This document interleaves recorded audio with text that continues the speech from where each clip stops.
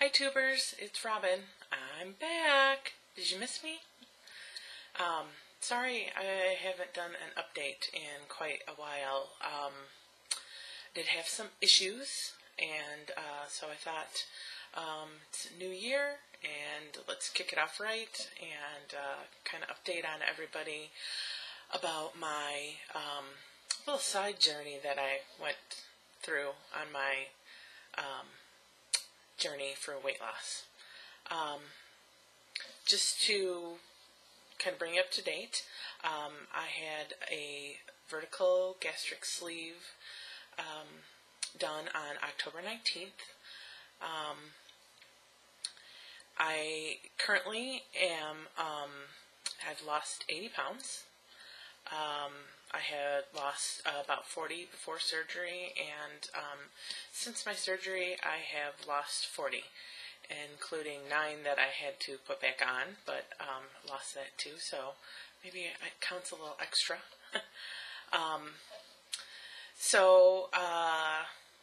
I can't remember where I was at in my last video, but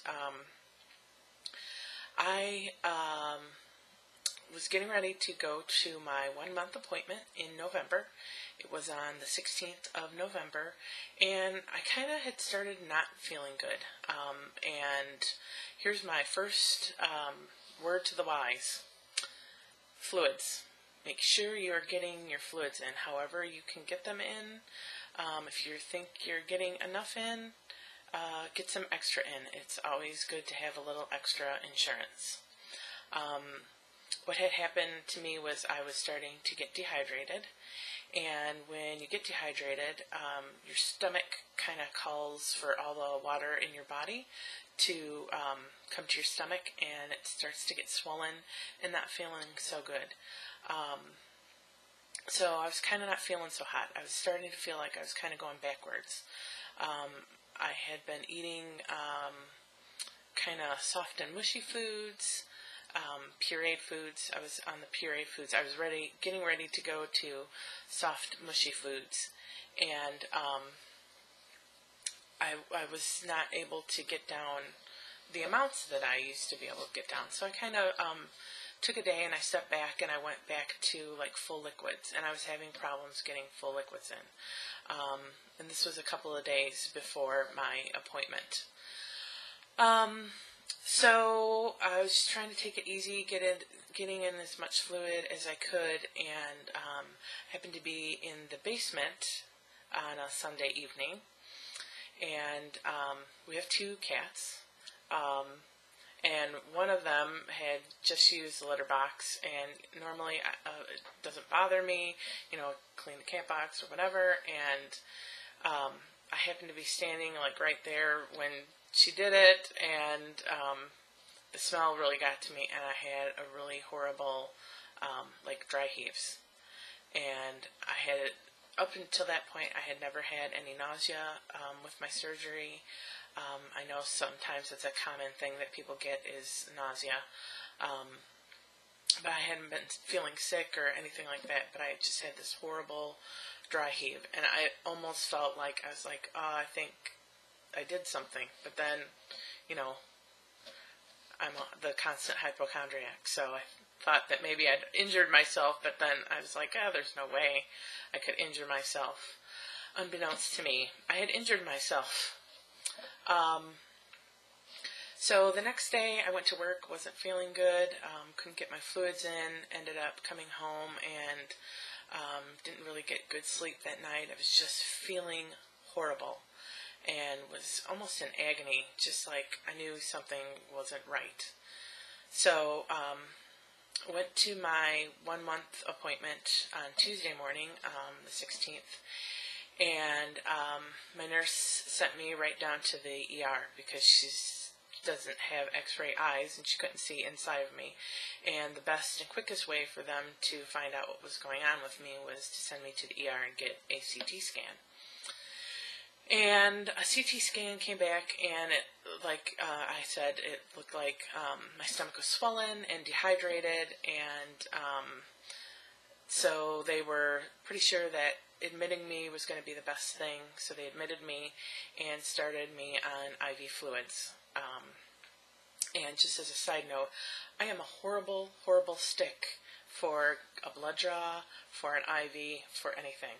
So every time they try and stick me, they can't get the IV in, or they have to use a really small IV line, and it's a horrible nightmare every time I have to get stuck. So this will be a common theme coming up. Okay, so that night they just gave me fluids and vitamins and all kinds of good stuff, and I'm going to the bathroom every 5 minutes. And the next day they said, well, if you're feeling okay, we probably can release you and you can go home. So I waited all day for my surgeon, who was the on-call surgeon that day, to come in and talk to me and make sure that I was okay and release me. He had been up on the floor, I guess, earlier in the day and didn't get a chance to come in and see me because he got called to an emergency surgery, which is probably a blessing in disguise, because they brought me my dinner, and all of a sudden it was tomato soup. Normally I love tomato soup, and I was not having any of it. It was just making me feel ill, like I couldn't even smell it. So kind of pushed it away and didn't want it, and got up to go to the bathroom, and because of where I had my IV line, which is like in the top of my hand, I needed some assistance from the nurse to kind of get up and, get myself back into bed, and it was just in a really odd place. I was having trouble using my right hand, so she was helping me get up from the bathroom, and I started shaking all of a sudden. She said, "What's wrong?" I said, "I don't know, I'm just really cold." So she comes in and brings me a warm blanket, and for 3 hours I shook with the chills, and that's when they knew something was wrong. I didn't run a really high fever because I normally, my normal temperature is kind of low grade.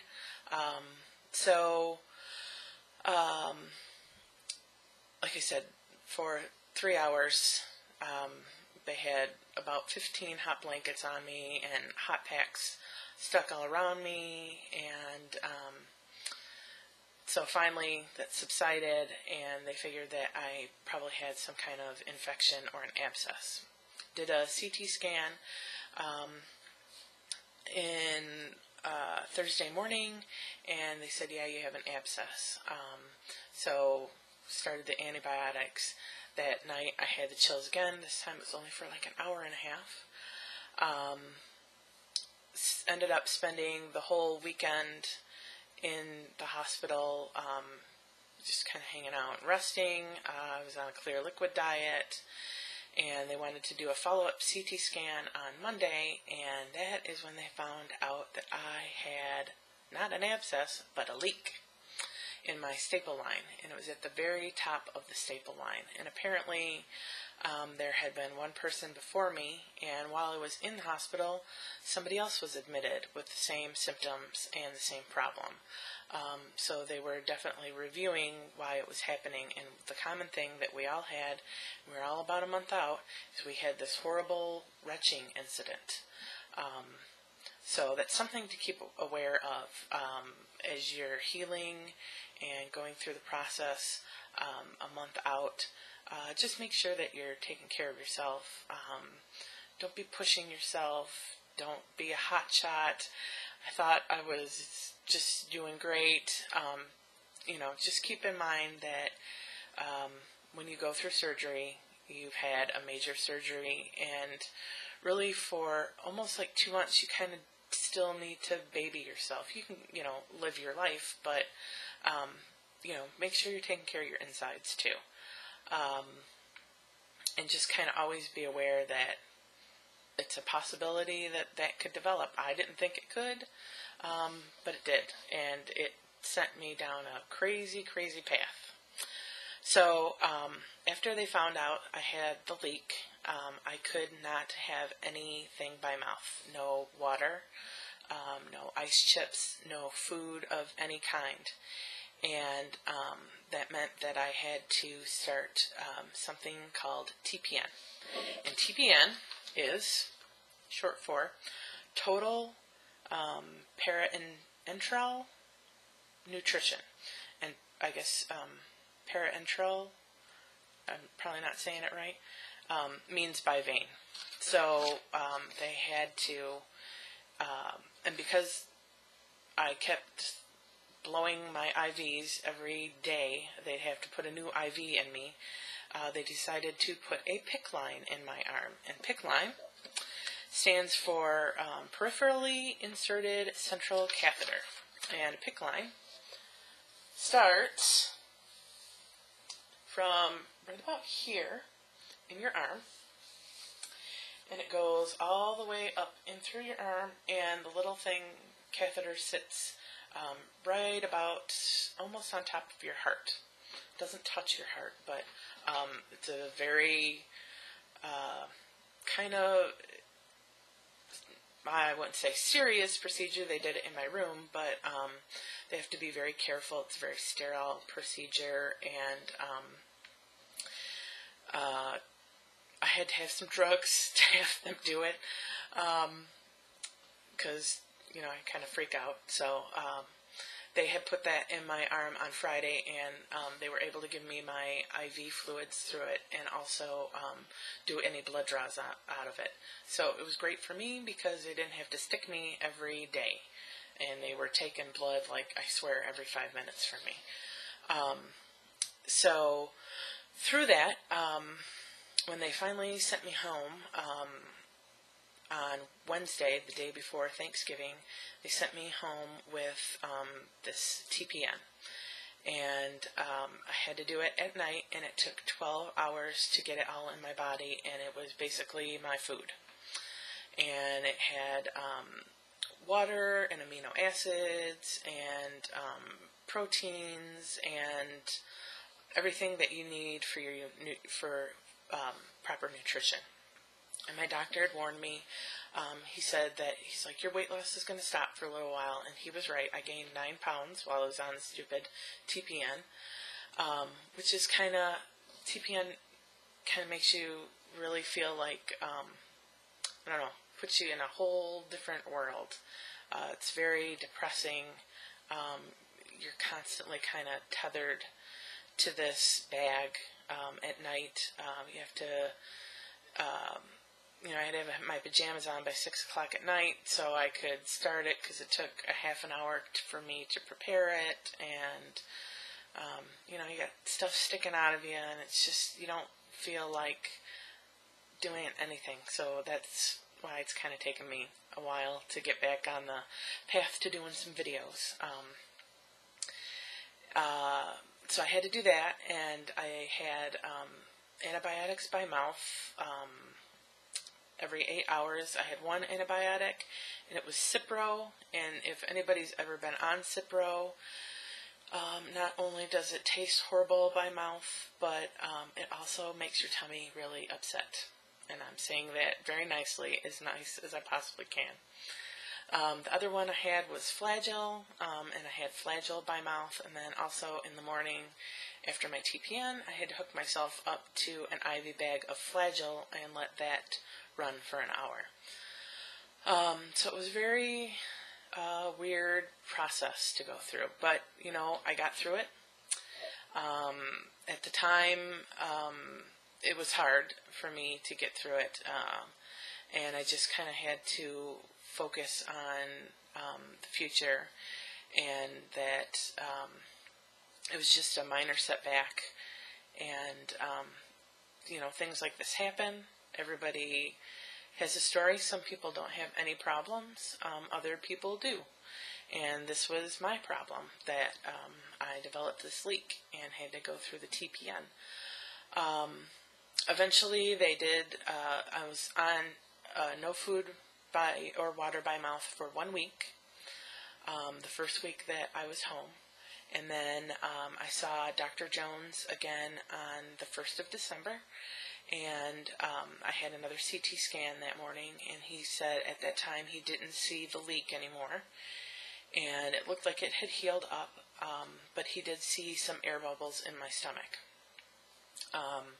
So he kept me on TPN for another week, and I came back and saw him the next week, and he said, again, he didn't see any leak, and there were still some tiny air bubbles in my stomach. And I could kind of feel them when I would drink some liquids. I would kind of get this sensation that air bubbles were trying to escape. But each week I got to advance my diet. So I had to start with clear liquids again, and go through the broths, and then the full liquids, and we had to do it really slow as to not kind of reopen that leak again. And just this last week, for the very first time, I was able to have a piece of toast and with peanut butter on it, and it was wonderful, and I could have an egg for the first time. And tomorrow I go to the dietitian, and we're going to talk about where we're going further in the future, and I still can't eat a lot. I'm between maybe sometimes only like 2 ounces of food at a time. Sometimes if I'm hungry I can go probably about 4. I do a lot of tuna salad. Sometimes I'll do refried beans.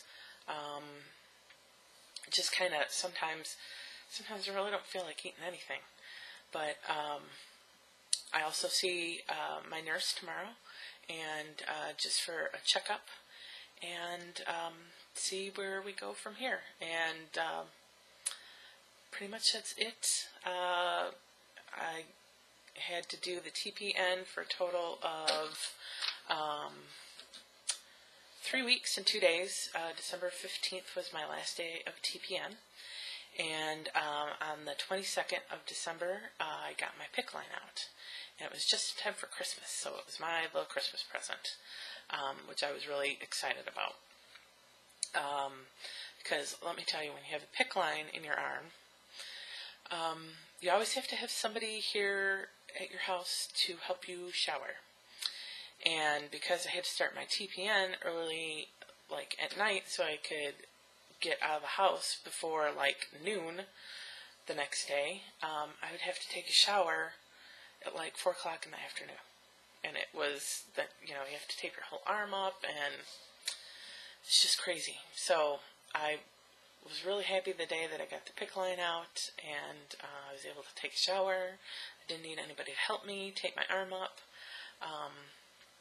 So you kind of really appreciate the little things in life, like showers and pieces of bread. So it's kind of, like I said, been an interesting journey so far. Would I do it again and make all the same choices? You bet I would. Being 80 pounds lighter feels great. And one of my New Year's resolutions is to lose 100 pounds between January 1st and December 31st. So to be 180 pounds lighter at least by December 31st, that's a good goal for me. And I will be pretty excited to have accomplished that, because I know I can, and I know I will. Because right now I'm just 20 away from 100. And I haven't really even started exercising yet.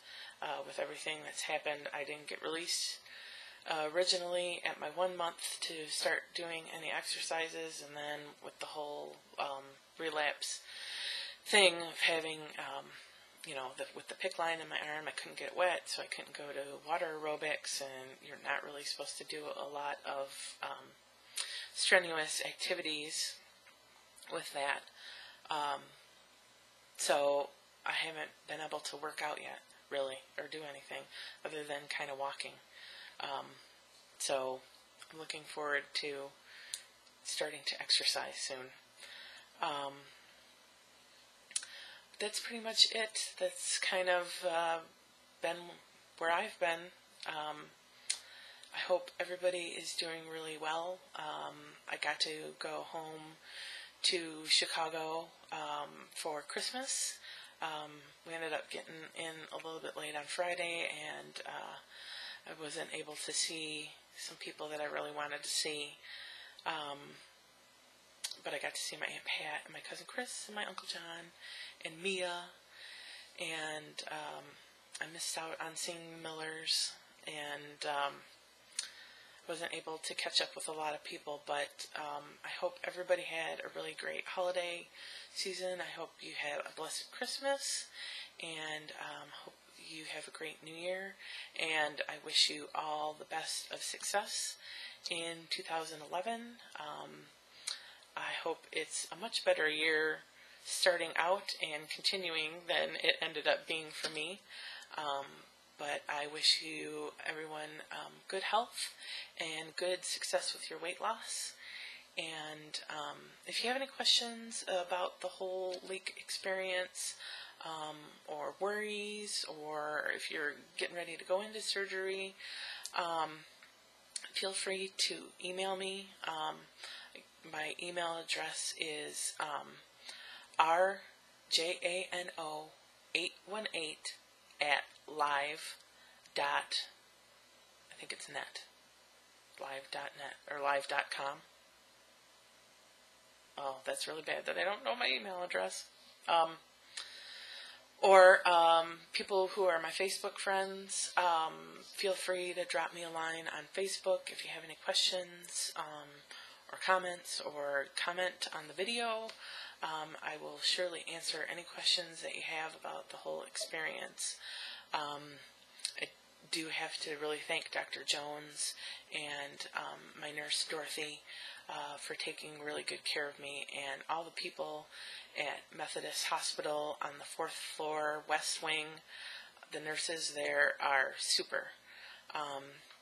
If you live in Minnesota and you're considering having weight loss surgery, definitely take a look at Park Nicollet and their whole program. They have been nothing but super. I guess I could be mad because the leak did happen, but that's something going into surgery that I knew that was a complication that could happen, and they took care of it, and they knew what to look for, and they knew what to do to treat me, and I had really good care there, so I can say nothing but good things about them.